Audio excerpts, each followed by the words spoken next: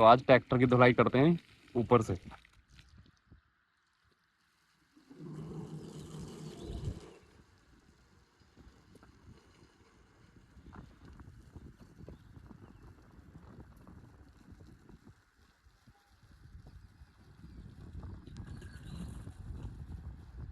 पापा का लोअर भी भीज गया सारा।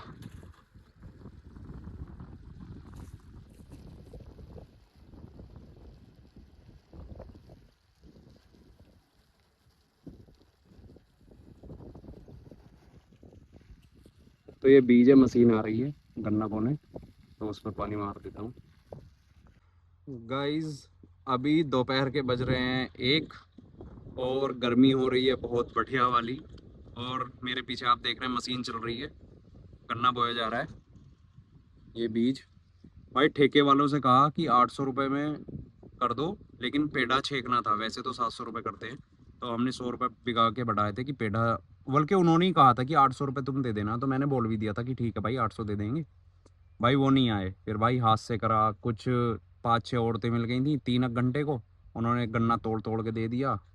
कुछ कतरा गया, कुछ भाई गांव से बुला लिया, ऐसे करके बीज हो गया लगभग 30-32 कुंटल।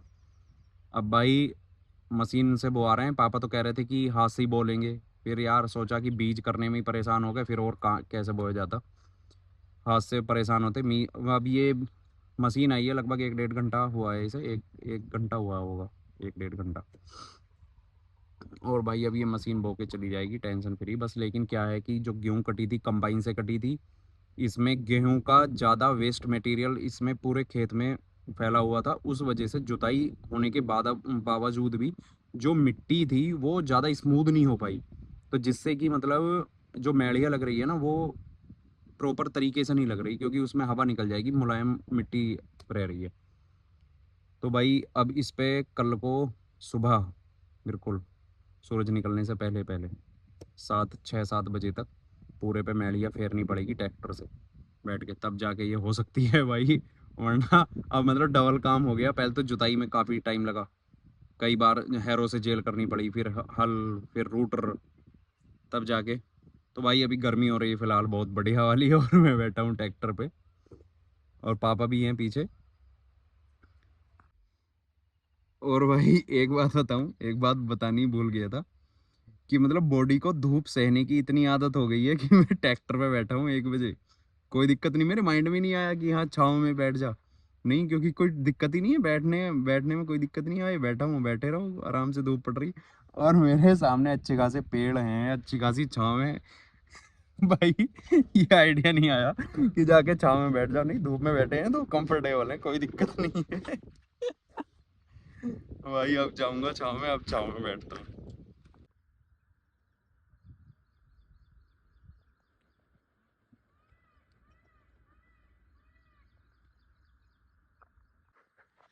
तो गाइज अभी अपने लिंटर को हो गए हैं 17 दिन। 27 अप्रैल में गिरा है। तो मैं ये जो मॉडलिंग की बोरियां थी ये सब हटा रहा हूँ यहाँ से। इस बार जो हुआ है मतलब जैसे जैसे कि पानी में भीगी रही हैं ना बोरियां, तो सबसे ज़्यादा बोरियां ख़राब हुई हैं इस बार।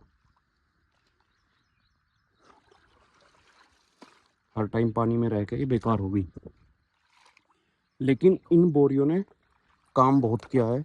नीचे की पूरी मॉडलिंग, अब यहाँ की पूरी ये मॉडलिंग, इनकी सबकी क्यूरिंग की है, प्लस दोनों जीनों की अपने बोरियों ने क्यूरिंग की है। इन्हीं की वजह से हो भी गई। वरना स्टेयर की क्यूरिंग कैसे करते, पानी मारते, वो 5-10 मिनट में उड़ जाता। तो वो कोई क्यूरिंग थोड़ी ना है।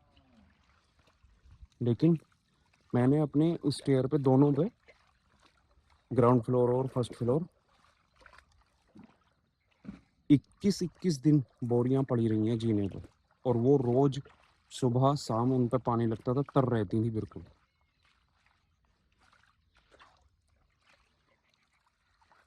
लिंटर पे पानी भरे भरे पूरे इस पे काई जम गई है, काई।